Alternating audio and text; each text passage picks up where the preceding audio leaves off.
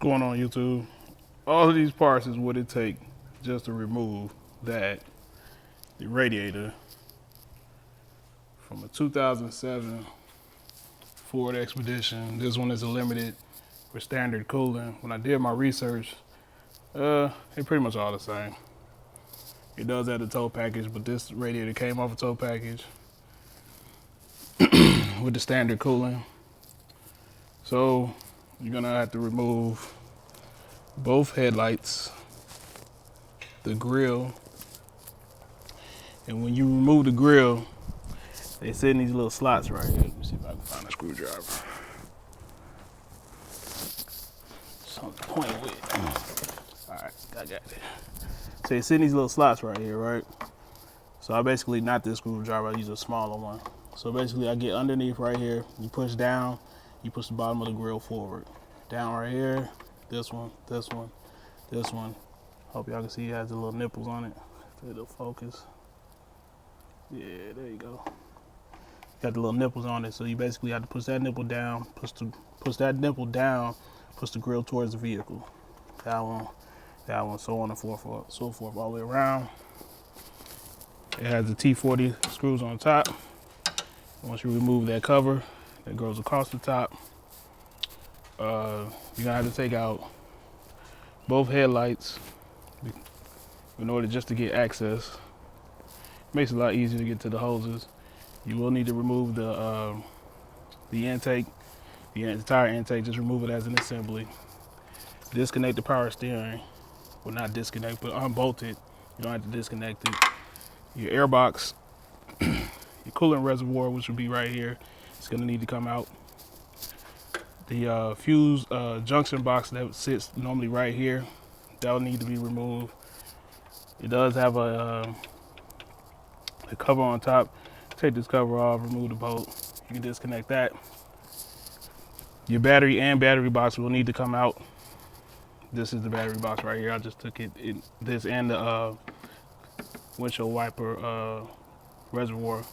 Just take it, move it up, out of the way. Battery box. This is from the other side. Now the fan shroud. Go over here. See if I can show y'all.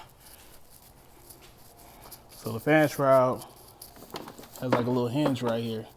So this will be the top. This is the bottom. So if you go underneath this piece right here, just push it up and it'll swing on this hinge right here. And once you have taken all the bolts out, swing it on the hinge and you can just push it straight up. After you do that, you're gonna need to disconnect from the condenser. All your hoses, they will have transmission fluid and coolant in it.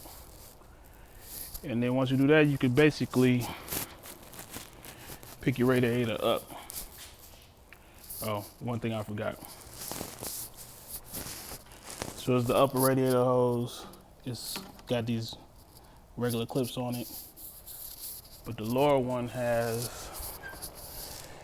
will have a like a spring clip that goes over the top that fits in these grooves. I'm trying to get it over here.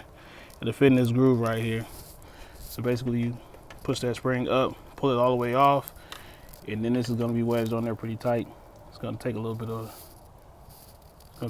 force to get it off. I just use a screwdriver and kind of wedge in between it. And also, when it came to the lower radiator hose, which is this, it sits about right here next to the ABS, and it kept hitting it. So basically, it was the last thing I took off. So I took everything off, everything I loose from the radiator, and I just picked the radiator all the way up, and then came to the side and pushed the lower hose off. That's about it in a nutshell, man. It's not a hard job. It's just a time-consuming job. So I'm about to do my reinstall. So once again, a quick overview. You gotta take the headlights must come out. Battery must come out. Battery tray box, along with windshield wiper reservoir, has to come out. The shroud that goes across the top has to come out. The fan shroud has to come out. Junction box comes off. Grill must come off. Grill has 2 bolts at the top and all these little tabs on the bottom. You may need to wedge something in. I did try to reach from the top and push down. It didn't work so well for me, so I just went from the bottom with a real small screwdriver, and I just covered it up to keep from scratching it up. So you will need to press down and push the bottom of the grill towards the vehicle, and it'll pop off. You're gonna need to unbolt on the condenser. Driver's side headlight also need to come out. Air box along with the intake. So all of this will need to come off. Unbolt the power steering reservoir. Coolant reservoir will need to come off. This is the other hose that goes to the coolant reservoir. Fan shroud. Now draining your radiator, which you should do before you remove it. Once you remove the passenger side headlight, you'll be able to see. I took it out, but you should be able to see the drain plug. It'll have a red cap on it. Oh, here's the cap. So here, it'll have a red cap on it. So once you remove the headlight, that drain plug will sit right about right there. And it'll be red and you can see it. So it'll be like this.